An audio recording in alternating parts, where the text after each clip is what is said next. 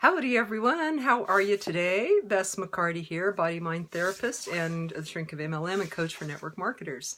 Today's topic is how to deal with criticism, how to handle that. And I think that you'll like what I'm going to share. I'm going to speak from my own experience. If you're watching the replay, I'd love if you type in replay. And I'd also love to hear where you're from. So hello Linda, how are you? Oh, my fellow healer, spiritual sister. Glad you're here. So, hey Jeff, welcome. How's everybody doing today? Cold here in Kansas. So, how to deal with criticism. I'm going to give you this tip first, then I'll tell you a little bit more about me. But first, I just want to get right into the tip.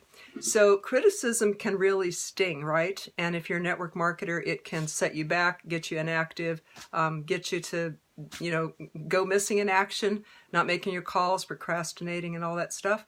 So it can knock you out of the game. Criticism can in anything, in a relationship, in a job, in any business that you might be an entrepreneur in.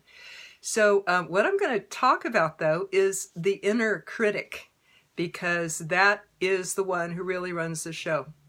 The inner critic is what we tell ourselves. Usually it came from somewhere outside of us when we were little. You know, a parent saying, mother, father saying, you can't do that. You'll never be able to do that. Who do you think you are? All sorts of critical things that you may have heard. Now, what we do usually is we take that within and we become our own inner critic because as a child, we don't have the capacity to say, no, that doesn't make sense. I think you're speaking to yourself. I like what I did.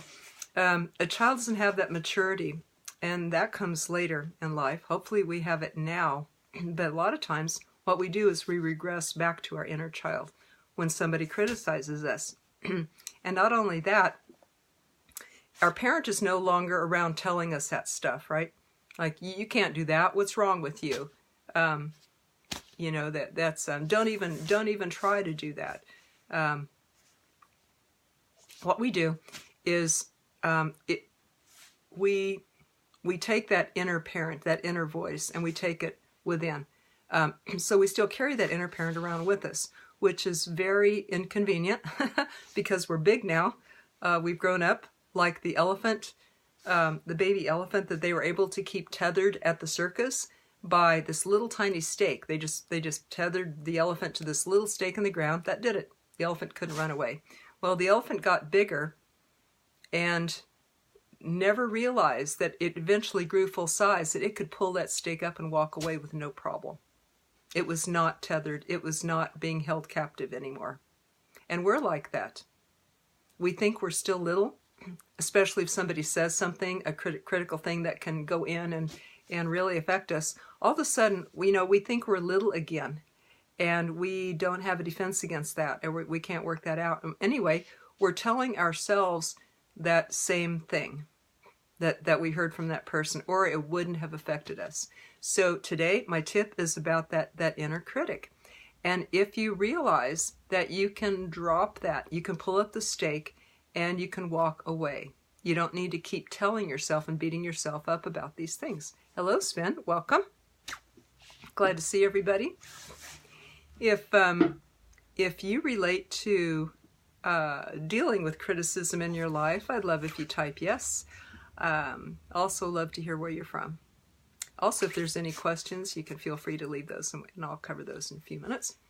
So here's the thing about the criticism. We think it's coming from outside. We think, oh, if that person only would be quiet, or if I could get away from that person, or quit my job, or I'm not doing my network marketing business because that person is down on me or found some fault with me.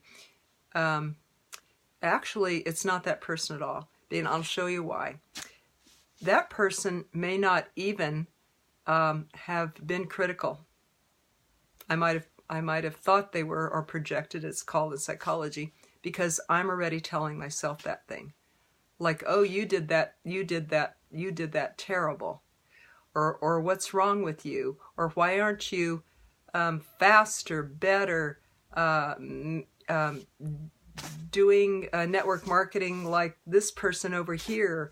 Why aren't you bringing in the recruits? comparing yourself to other people on stage. And you might imagine that your sponsor is thinking this. Let's just use that example, that your sponsor's thinking that about you. Well, what's wrong with you? You didn't produce this month. Let's just imagine that you think that that's happening. First of all, you would only feel bad if you were already telling yourself that. And that has much more power than anybody else. In fact, it has all the power. It has all the power. If you're telling yourself that thing, I can't do it. What's wrong with me? I didn't measure up. I'm not as good as them. I didn't, get as many new customers on the contest that we had, or other people are achieving this and I'm not. What's wrong with me? And beating ourselves up about it. So that upline, that sponsor may not even have been thinking anything. But when they look at you at a meeting or at a convention or something, and you go, oh, they're thinking I should have done better. What's wrong with me? They're thinking I'm a sloucher or slacker, or that I'm lazy, or that I'm no good on their team. They're thinking this stuff. When they look at you, you're thinking, oh, they're thinking that stuff. And you might even feel even smaller and shrink even smaller and wish you weren't even there. Well, guess what? It's possible. How can we look at this from another angle? It's possible that person wasn't even thinking anything like that about you. It's possible that they were even thinking, gee, I bet Bess can do that. I bet Bess can reach that. They might have been thinking positive things about you. Or they might have said, yeah, I realize that that last month she was ill, and that's why she wasn't able to, she had to put her network marketing business on hold. They might have understood. But what you might be imagining is that all this critical stuff, all these critical thoughts are coming at you, not good enough, can't do it, not worth my time and attention, all of this stuff. Guess what? You may have heard that as a child, and now you're telling yourself that, even when the sponsor is not. Now, if the sponsor was really thinking that, and you could feel their thoughts, or they even told you that, it's possible that you would not let it bother you unless you were telling yourself that. So even if they were, it might not bother a person with good self-esteem that knew that they can do it, or they knew there was something else going on they needed to tend to, or a sick parent or something like that. So even if someone is critical of us, it won't go in unless our own inner critic is telling us that same thing. It just won't take. It won't make sense. It'll like it fall off us like a water off a duck's back. It won't even make sense. The only thing that makes it go in is if our own inner critic. So then I realized that really criticism is an inside job. It doesn't come from outside at all. I might be imagining it comes from outside, but it's really come from inside.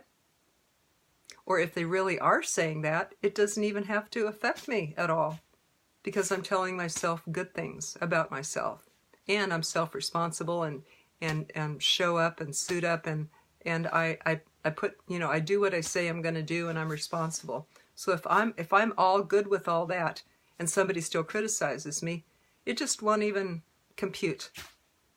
You see? So it's really what we are telling ourselves inside. But if I'm beating myself up and somebody else is beating me up, boy, that'll really hurt, because I'm already beating myself up. So that's just a tip about taking stock of what you're already telling yourself. Now, how do you change that? You can look in the mirror and say, I am valuable and lovable, no matter what other people think or say. And listen to yourself first. Be true to yourself first, and loyal to yourself first, and the value that you bring. Of course, you can improve. We can all improve ourselves and become more responsible, become more involved, set goals, take action steps, and reach them, and ask people for help, upline and coaches and mentors and other people. Do your personal growth and development every day. Get your skills all up to a 10, the 7 skills of network marketing, and clear your mindset of things. This is exactly what I help people do as a Shrink of MLM. And I'll let you know just a little bit about me. I appreciate if you learn this, just in case you run across a person that you could refer, or someone that you know might benefit from this. I'd really appreciate it. I have been a body-mind therapist for 30 years because I needed to do my own personal growth work and because I wanted to help other people to do that too. Before that, I was a network marketer full-time for years. My company went out of business, but it helped me raise my son as a single mom while I was doing it. Eventually, after the company went out of business, I became a body-mind therapist. I knew that was my calling, and I've been doing that 30 years now, helping hundreds of people to have breakthroughs and clear their mindset of negative beliefs and fears. It's really very, very fulfilling and very rewarding. I just love it.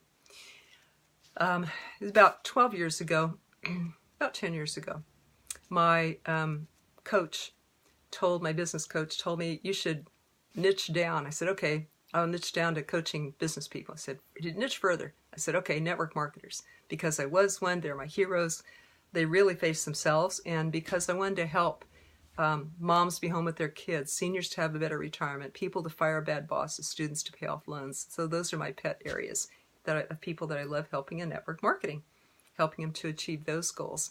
So I became a coach and therapist for network marketers, helping people that are stuck, procrastinating, not making calls, putting them off. Maybe they're even afraid to get started, or don't believe they can, or don't deserve they can, afraid to outdo their parents or their friends. All sorts of blocks that we find. Whatever it is, I get in there and get right down with them, help them to clear those out. Now, if you know somebody who can use this, I have a free teleclass for them. It's an easy place to start. This is called Fear to Confidence in Minutes. So I made this teleclass. It's a free instant one they can get right away. And they can get it by going to that Facebook event, Fear to Confidence in Minutes. So that is there for them, as well as I offer them a complimentary coaching session, as well as I let them know about my mindset clearing program that I'm running right now to help people get clear of their blocks, their mindset blocks before the new year, so that they can enter into it and launch their business in a new way. Maybe they want to do a challenge, the 36 to 90-day challenge, and it's very good to have that, to have a free and clear mindset before you do that. So that is what I'm running right now, and that is what I love to share with people. Maybe you know someone who could use this information. I'd love if you tag them, share this video with them. I appreciate that very much because I do want to help people. That's what I'm here to do. That's what I get up in the morning for, and that's what I'll know at the end of my life, that I've done what I was supposed to do when I came here. So I'd love if you shared that, or if you have an interest yourself, please drop me a private message and be glad to chat with you about it. So thank you everyone for watching. I'll sign off and hope you enjoy the rest of your Wednesday, and stay warm. Everyone, take care. Bye-bye.